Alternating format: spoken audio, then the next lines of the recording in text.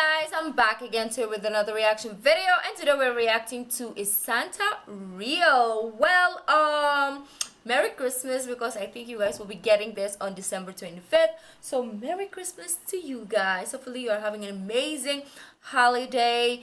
And yeah, let's see, scientifically they're gonna analyze and tell us if Santa is real. If you don't know that he is real, then what are you doing?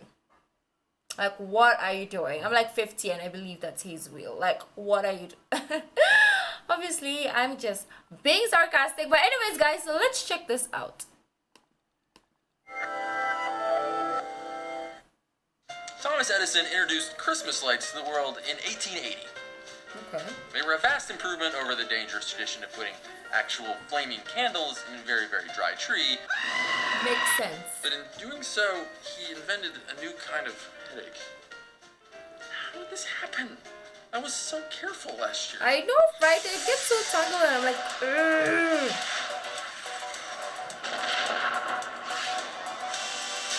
Take it to the s'mores. Scientists have spent a lot of time thinking about how things get tangled. And it turns out it's just the rules of the universe. In 2007, physicists showed that for any cord longer than 2 meters, knots aren't rare, they're almost guaranteed to happen. Well, the math is a little complex, but think of this as the most frustrating example of entropy you've ever encountered. There's always only one way for a string of lights to be untangled. But with a few turns, there's billions or trillions more ways for them to get tied up. Stupid Edison. Tesla would have figured this out. On Christmas Eve 1968, the astronauts of Apollo 8 became the first humans to orbit another world. And the next day, on Christmas, they radioed back a very important observation from their vantage point above Earth. Roger. Please be informed there is a Santa Claus. Well, if NASA said it, it's gotta be true. According to reliable sources, Santa's sleigh is pulled by a team of reindeer, the most famous one being, of course, Rudolph. But Rosie might be a more appropriate name. See, male reindeer and caribou, they're the same species, shed their antlers during the winter, and that means Santa's reindeer are all female. Reindeer vision is uniquely adapted for Santa's nighttime flight. To cope with the months of darkness at northern latitudes, the inside of a reindeer's eyes change from gold-colored in summer to blue in winter, which scatters more light onto their retina. So, how do they fly? Would you believe that reindeer are buoyant?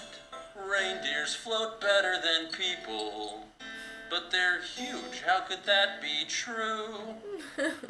Oh, well, it's physics you follow. You see their hairs. They're hollow. They insulate much better than you. It's true. This is interesting, actually. A reindeer's coat contains 2 kinds of hairs, a layer of short, dense hair covered with a mesh of longer, hollow hairs. This traps a layer of air in between, which insulates them from the cold, just like those puffy jackets that we wear.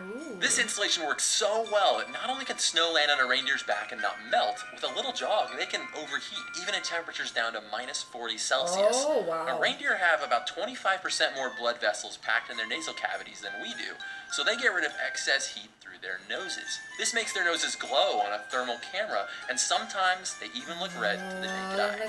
But even with his team of flying reindeer, how does Santa get around the world in a single night? I mean, there's only so many hours in a day. Luckily, he's got more than 24 of them. If Santa starts delivering presents at, say, 10 p.m. at the International Dateline and travels west with the rotating Earth, he can circle the globe without losing any time. Then he can reverse course until kids wake up around 6 a.m., giving him 32 hours total to deliver presents. Actually, let's assume Santa delivers gifts to all 2.2 billion children on Earth because, hey, it's Christmas after all. At 2.3 children per household, that's 944 million stops. How far does he have to travel?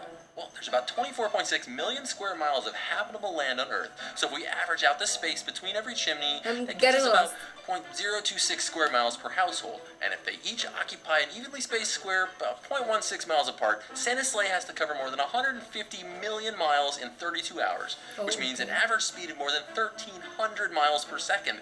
That's about 130 times faster than NASA's New Horizons probe, which is the fastest of all fast human things. It's Santa. Ignoring the He's fact that fast. at those speeds, Santa's sleigh burst into flames from air resistance. That gives Saint Nick less than 1/10,000th of a second between each delivery. Even if he stopped and got going again instantly at each house, he'd experience acceleration drink the milk and bite the cookie if he's that fast?